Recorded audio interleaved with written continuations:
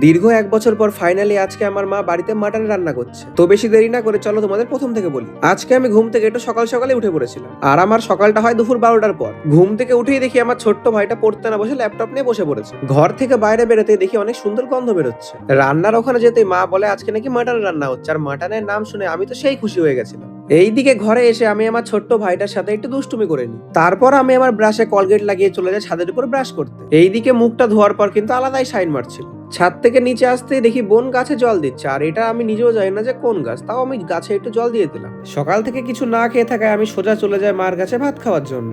এইদিকে মাটন রান্না হতে 30 মিনিটের বেশি সময় লাগায় আমি সকালের ভাত ভাজা খাওয়ার জন্য ছাদে চলে আসলাম। আপাতত কিছুক্ষণের জন্য এটা খেয়ে কাজ চালাতে হবে, আর খিদে পেটে এটা খেতেই ভালোই লাগছিল। তারপর স্নান করে আমি এক ঘুমতে রেডি হয়ে যাই। বাই দ্য ওয়ে আমাকে কিন্তু কিউটি লাগছিল।